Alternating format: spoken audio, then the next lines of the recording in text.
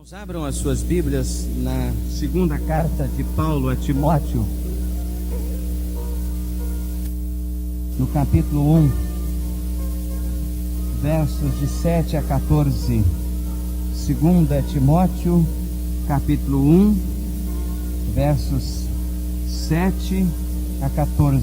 Tema: enfrentando os problemas da vida. Enfrentando os problemas da vida. O apóstolo Paulo escrevia agora ao jovem pastor Timóteo. Timóteo havia recebido uma influência muito grande de Paulo na sua formação cristã, era um filho na fé de Paulo, e Paulo conhecia a vida inteira de Timóteo. Timóteo havia nascido num lar crente. Alguma coisa, se nós lermos as duas epístolas, vamos perceber disso. Havia nascido num lar crente, mas, ao que tudo indica, por aquilo que nós conhecemos das Escrituras, Timóteo era uma pessoa frágil interiormente. Ele tinha uma personalidade frágil. Era uma pessoa que não tinha muita facilidade para enfrentar embates mais pesados. E ele precisava de admoestação, ele precisava de conselho, de orientação para poder enfrentar as lutas da vida, as lutas do ministério e experimentar vitória. Eu percebo que essa é uma dificuldade que muitos de nós enfrentamos. Muitos de nós somos frágeis, não é? Temos dificuldades para enfrentar certas lutas, certos embates. Quantas vezes na vida nós somos tomados por esta impressão de que não temos condição nenhuma de vitória. E se nós nos descuidarmos, somos envolvidos pela impressão de que não há jeito mesmo, de que vamos ser derrotados. Parece que Timóteo, no seu ministério, estava enfrentando alguma coisa assim, uma espécie de tentação do desânimo, tentação de fraquejar diante dos problemas, das lutas do ministério. E é nessa circunstância que o apóstolo Paulo escreve essa segunda carta a Timóteo. E assim ele se expressa: porque Deus não nos deu o espírito de covardia, mas de poder, de amor e de moderação. Portanto, não te envergonhes do testemunho de nosso Senhor, nem de mim, que sou prisioneiro seu. Antes participa comigo dos sofrimentos do Evangelho, segundo o poder de Deus, que nos salvou e chamou com uma santa vocação, não segundo as nossas obras, mas segundo o propósito, o seu próprio propósito e a graça que nos foi dada em Cristo Jesus antes dos tempos eternos, e que agora se manifestou pelo aparecimento de nosso Salvador Cristo Jesus, o qual destruiu a morte e trouxe à luz a vida e a imortalidade pelo Evangelho, do qual fui constituído pregador, apóstolo e mestre. Por esta razão sofro também estas coisas, mas não me envergonho, porque eu sei em quem tenho crido, e estou certo que Ele é poderoso para guardar o meu depósito até aquele dia. Conserva o modelo das sãs palavras que de mim tens ouvido na fé e no amor que há em Cristo Jesus. Guarda o bom depósito com o auxílio do Espírito Santo que habita em nós. Amém. Vamos orar, amados. Pai, obrigado pela Tua palavra eterna e poderosa, e ministra agora as nossas mentes, aos nossos corações, as nossas vidas, pela Tua palavra que acabávamos de ouvir. Fala-nos e faz a obra poderosa, profunda, que nós necessitamos que faças, pelo poder do Teu Espírito, através da Tua palavra, que é a espada do Espírito. No nome sagrado do Senhor Jesus. Amém. Irmãos, eu creio que só esse primeiro versículo que nós líamos, o versículo de número 7, já tem conteúdo suficiente para uma reflexão bastante vasta que poderíamos fazer. eu tenho uma apreciação muito grande por esse versículo, porque Deus não nos deu o espírito de covardia, mas de poder, de amor e de moderação. Na outra versão diz assim: porque Deus não nos deu o espírito de temor, mas de poder, de amor e de moderação. E eu creio que esse versículo vale agora, quando um bichinho diferente está voando aqui, tem gente baixando a cabeça toda hora. Então lembre, Deus não nos deu espírito de covardia nem de temor, não é? Então não fique preocupado agora com o que esteja sobrevoando aqui. Alguém já disse: não esteja preocupado. Você não pode evitar que os pássaros sobrevoem a sua cabeça, mas você pode evitar que eles façam ninho em sua cabeça. Isso talvez tenha referência quanto a alguns pensamentos negativos, alguns pensamentos sombrios, alguns pensamentos de derrota, de fracasso, que às vezes sobrevoam a nossa cabeça e ameaçam a gente, querem se aninhar na nossa mente, querem se aninhar no nosso coração, e nós não podemos nos inclinar diante deles, porque Deus não nos deu o espírito de covardia, Deus não nos deu o espírito de temor, Deus não nos deu um espírito de derrota, Deus não nos deu um espírito de fracasso, mas Deus nos deu um espírito de vitória. Lá, Atos capítulo 1, verso 8, o Senhor Jesus diz: mas recebereis a virtude, o poder, ao vir sobre vós o Espírito Santo, e ser-me-eis testemunhas, tanto em Jerusalém, como em toda a Judéia e Samária, e até os confins da terra. O que é que nos dá a capacidade, a autoridade, a disposição, a ousadia para testemunhar do Senhor Jesus? É o Espírito que em nós habita, que é o Espírito que nos dá poder. O que é que deu no passado a autoridade, a ousadia para os crentes da igreja primitiva testemunharem de Jesus, mesmo Estevão sendo apedrejado, mesmo Pedro e seus companheiros sendo presos, Tiago e outros dos apóstolos, mesmo tantos sendo lançados nas arenas?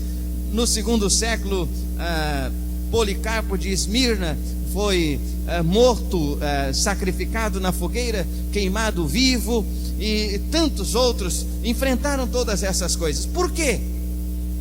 Porque eles reconheciam que não haviam recebido um espírito de covardia, não haviam recebido um espírito de temor, mas de poder, de amor e de moderação.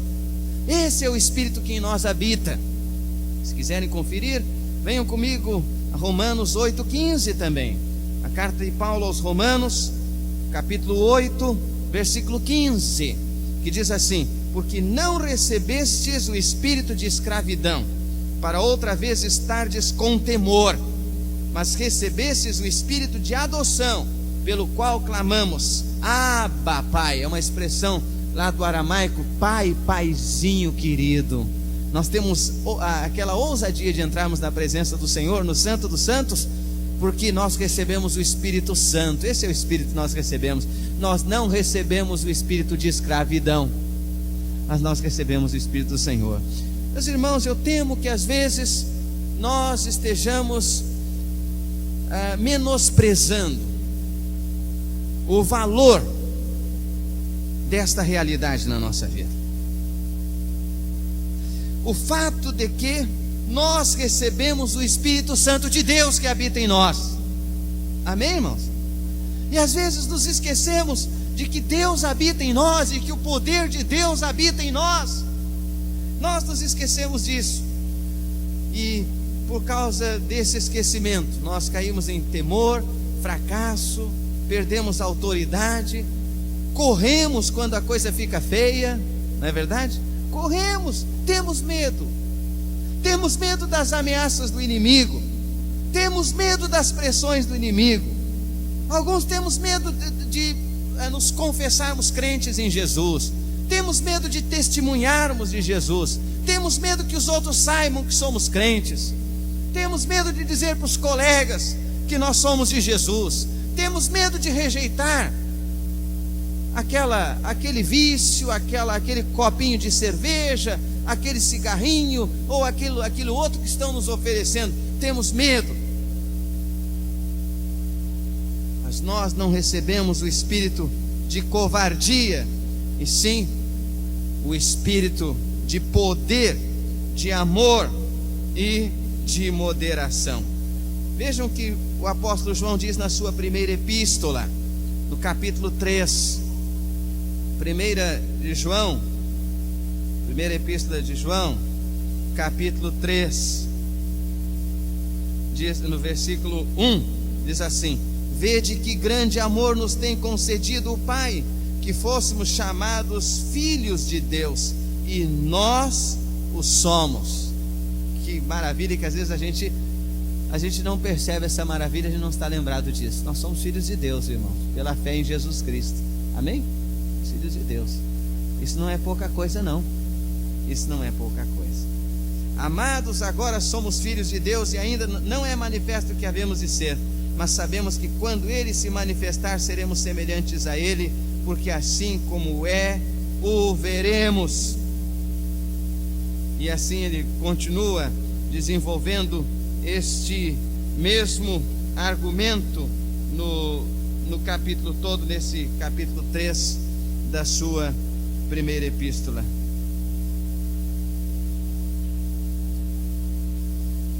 Recentemente a televisão noticiou aquilo que parece ser o fim da carreira de um atleta que se tornou famoso alguns anos atrás. O nome dele é Ben Johnson. Ben Johnson, um atleta naturalizado canadense, que nas Olimpíadas em 88 surpreendeu o mundo. Nunca ninguém havia ouvido falar do tal Ben Johnson. De repente ele corre lá na pista como corredor de fundo, atleta, não é?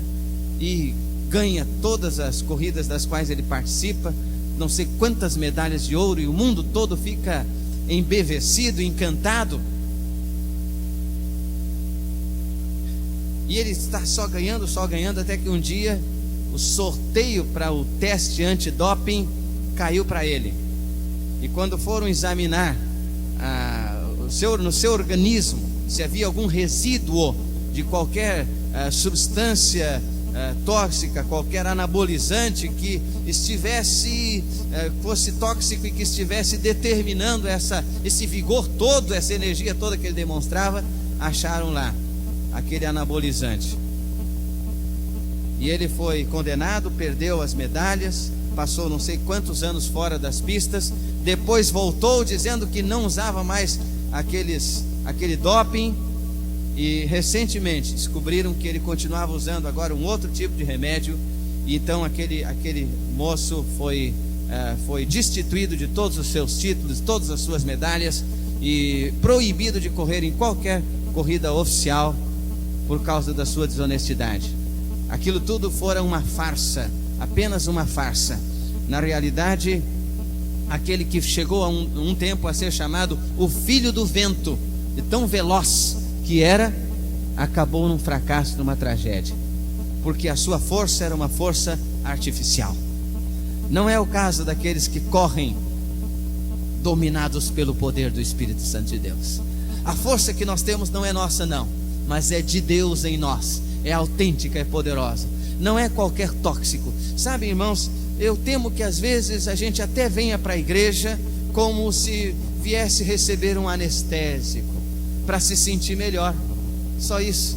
Na realidade, nós vimos a igreja para receber o tônico de Deus.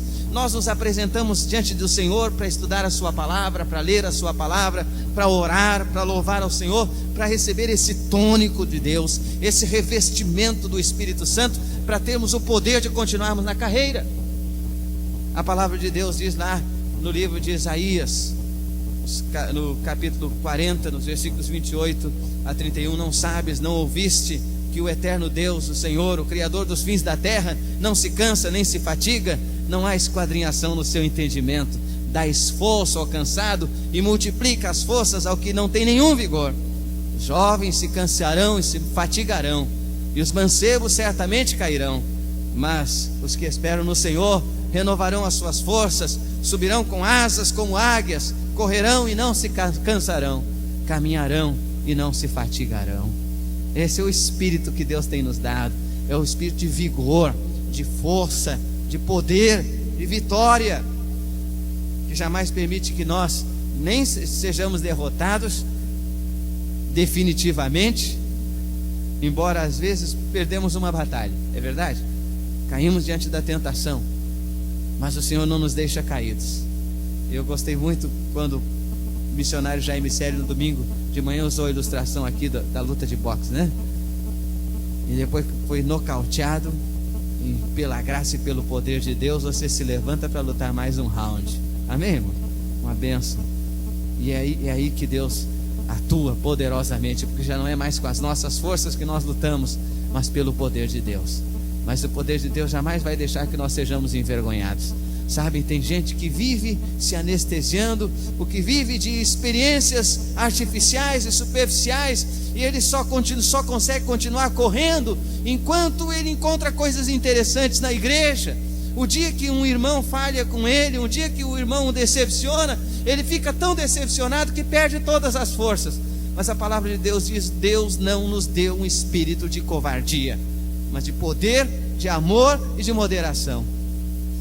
Quando nós temos o espírito de poder, de amor e de moderação, o espírito de Deus em nós, certamente nós temos tudo para continuar na carreira, na batalha e termos a vitória, não com as nossas forças, porque nós não temos, mas com o poder de Deus na nossa vida.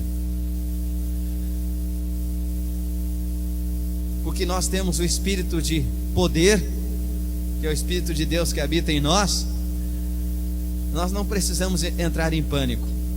Nós não precisamos entrar em pânico. Eu estava compartilhando ontem com o pastor José Armando Sidaco, filho dessa igreja, e a certa altura ele começou a compartilhar comigo, e ele lembrou aquele texto lá de Isaías, onde a palavra de Deus diz que Isaías olhou e viu o Senhor assentado sobre o globo da terra. Isaías já conhecia de geografia, né, de uma porção de outras ciências aí, né? E eu vi o Senhor assentado sobre o globo da terra. E o pastor Zé Armando estava compartilhando, então estava dizendo: olha, ali acabou todo o pânico. Sabe por que o crente não precisa entrar em pânico? Porque ele sabe que o Senhor está assentado sobre o globo da terra. É isso. Ele sabe que o Senhor é Senhor da situação. Então o crente nunca precisa entrar em pânico. Às vezes nós temos a tendência de entrar em pânico, não é verdade? Algum negócio que nos assusta. Irmão, veio o problema. Não se apavore. Dê um tempo na presença do Senhor. Pare diante do Senhor e lembre que o Senhor está assentado sobre o globo da terra. O Senhor está acima de todas as coisas. E porque eu sei que Deus está sobre todas as coisas e tudo está nas mãos dele, eu sei que eu não preciso entrar em pânico. E sabe que aquilo falou o meu coração tão profundamente? Foi uma bênção, realmente. Nós não precisamos entrar em pânico, porque Deus está sobre todas as coisas, e porque Ele tem nos dado do seu Espírito, para que nós mantenhamos o equilíbrio em todas as circunstâncias da vida. Na hora do desespero, é Deus que restaura a esperança. Será que há alguém aqui que está vivendo uma situação de desespero? Será que há alguém aqui que está à beira de entrar em pânico? Há uma situação para a qual você não vê nenhuma saída, você não vê nenhuma solução. Deus está assentado sobre o trono da terra. Deus é soberano. Alguém já disse que a ansiedade ela se gera no nosso coração por um tipo de raciocínio viciado. O raciocínio viciado é este: Deus não é maior do que o meu problema. Deus não é maior do que o meu problema. E quando o raciocínio viciado que nós adquirimos é esse, mesmo que nós não tenhamos coragem de confessar, então nós ficamos ansiosos. Mas quando nós adquirimos esta visão da palavra de Deus, Deus é maior do que o meu problema, Deus é maior do que o meu inimigo, então nós podemos ter a certeza da vitória, nós não precisamos entrar em pânico. E eu creio que era isso que estava no coração do apóstolo João, Quando lá no capítulo 4, versículo 4, ele diz: filhinhos, vós sois de Deus e já os tendes vencido, porque maior é aquele que está em vós do que aquele que está no mundo. Vamos dizer juntos: maior é aquele que está em nós do que aquele que está no mundo. Outra vez: maior é aquele que está em nós do que aquele que está no mundo. O que está acontecendo, irmão? O diabo está querendo assustar você, o diabo está querendo bagunçar a sua vida, o inimigo está querendo alterar a sua vida, está ameaçando você, está rosnando ao redor da sua vida, ele está tentando invadir os seus sonhos, ele está entrando nos seus pesadelos. É isso que está acontecendo. Portanto, declare nesse espírito de poder que o Senhor nos tem dado: maior é aquele que está em nós do que aquele que está no mundo, e a vitória de Jesus. E essa é a certeza que nós temos. Nós sabemos que o inimigo está feroz e se levanta contra aqueles que são do Senhor. Isso não é de estranhar, isso não é de estranhar, mas é essa certeza que nós temos: maior é aquele que está em nós do que aquele que está no mundo. Mas há um segundo aspecto. Primeiro, que o cristão não precisa entrar em pânico, porque Deus está no controle. E o segundo é que há um propósito de Deus de levar-nos a um aprendizado de vida em cada circunstância que nós enfrentamos. Deus quer nos levar a um aprendizado de vida. Você já experimentou, irmão, parar para refletir por que essas coisas estão acontecendo na sua vida? Qual é o propósito de Deus? Já experimentou dar uma parada para pensar: será que algumas dessas coisas que acontecem na nossa vida, que nos trazem tristeza, será que algumas dessas coisas não são responsabilidade nossa mesmo?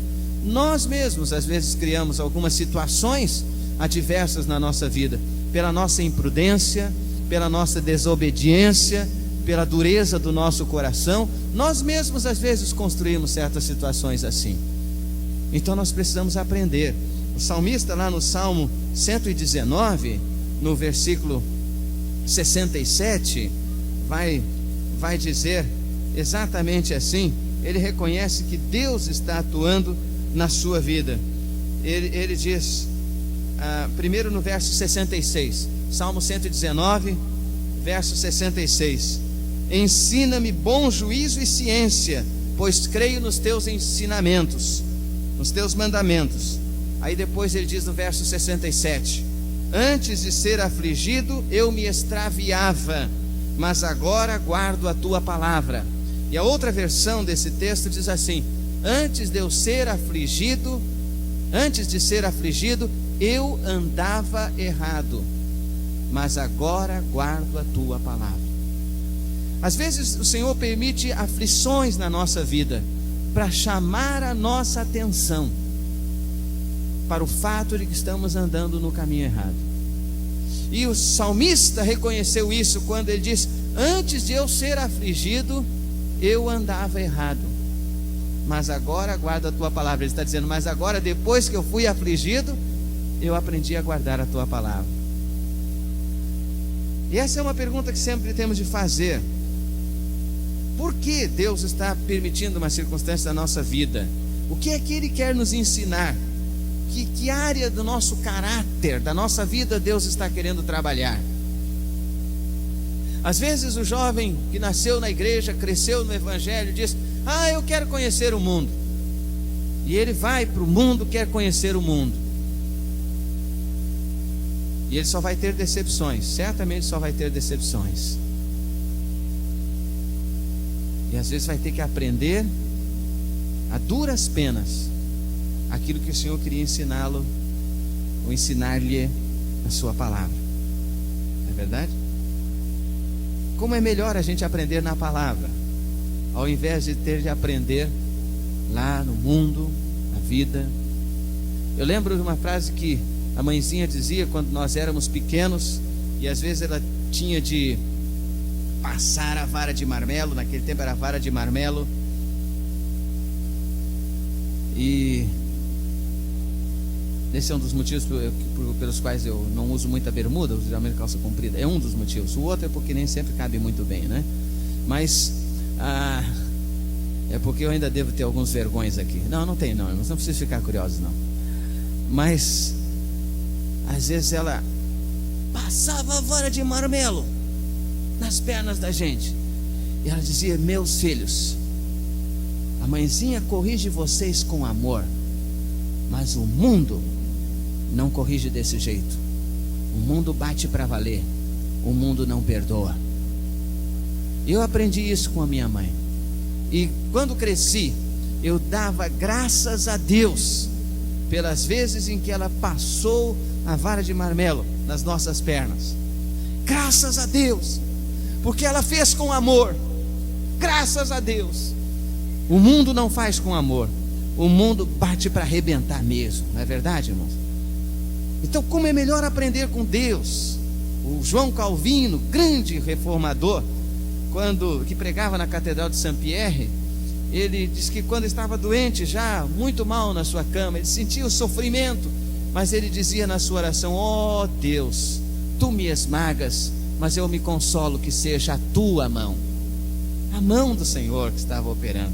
Como é melhor a gente ser tratado pela mão do Senhor, ao invés de ser tratado pela mão dos inimigos.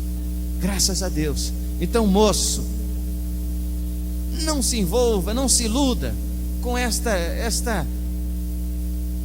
impressão de que você precisa conhecer o mundo, conhecer do mundo. Então, você nasceu num lar crente, eu tenho que conhecer o mundo. Isso vai ser só ilusão, não vai ser, irmão? Vai ser só ilusão. Busque a palavra de Deus e você vai conhecer o mundo e a vida espiritual, e você vai ver quanto vale a pena seguir a Cristo. Busque a palavra do Senhor. Aqui você vai aprender tudo que precisa aprender. A Bíblia não faz rodeio, a Bíblia apresenta tudo. Então você não precisa ir apanhar lá no mundo para aprender. Amém? Entender? O sábio Salomão, no capítulo 1 do seu livro de Provérbios, versículo 10, ele diz: filho meu, se os pecadores com blandícias te quiserem tentar, não consintas. Quer dizer, filho meu ou filha minha, se os pecadores com palavras doces te quiserem envolver, não consintas. Quer dizer, você tem que ter coragem de dizer não. De dizer não para o mundo, de dizer não para o pecado, de dizer não para as palavras doces que às vezes tentam envolver. Tem que ter coragem de dizer não. Sabe por quê? Porque Deus não nos deu um espírito de covardia, mas de poder, de amor e de moderação. Terceiro lugar, quando nós enfrentamos as situações adversas da vida, frequentemente o coração fica em pedaços, em cacos, a vida fica estraçalhada, e é preciso agora um trabalho de reconstrução. Há pessoas que estão chegando para a igreja agora, algumas estão já num processo de crescimento na vida espiritual. Talvez seja esse o seu caso. Seu coração está em pedaços, a sua vida está estraçalhada, e você precisa de um trabalho de Deus para a reconstrução. E o que normalmente eu tenho recomendado é isso: irmão, irmã, antes de qualquer outra decisão importante na vida, deixe Deus reconstruir, deixe Deus pegar os cacos, deixe Deus pegar os pedaços, reconstruir a sua vida. Sabem, às vezes depois de erros e erros e mais erros, depois da vida toda estraçalhada, nós estamos nos precipitando, às vezes nos convertemos e achamos que agora temos que resolver uma opção de coisa na vida, e já vamos resolvendo e nem buscamos direito a orientação de Deus. E tem gente que está com a vida estraçalhada, diz: mas eu tenho que arranjar um novo casamento logo, eu tenho que arranjar um outro casamento, e logo vai se precipitando e reconstrói as coisas, mas reconstrói em bases erradas, de novo em bases que não são seguras, e essa é uma tragédia. E se você está num processo de trabalho, de ação de Deus na sua vida, então faça o seguinte: dê um tempo, espere em Deus, não se precipite. O que Deus tem para você, ninguém vai levar. Amém? Você crê nisso? O que Deus tem para você, ninguém vai levar. Pode ficar tranquilo. O Senhor já preparou para você, já guardou para você. Agora você precisa reconstruir o seu interior, reconstruir a sua vida espiritual, deixar que Deus esteja curando a sua vida interior, deixar que Deus esteja trabalhando.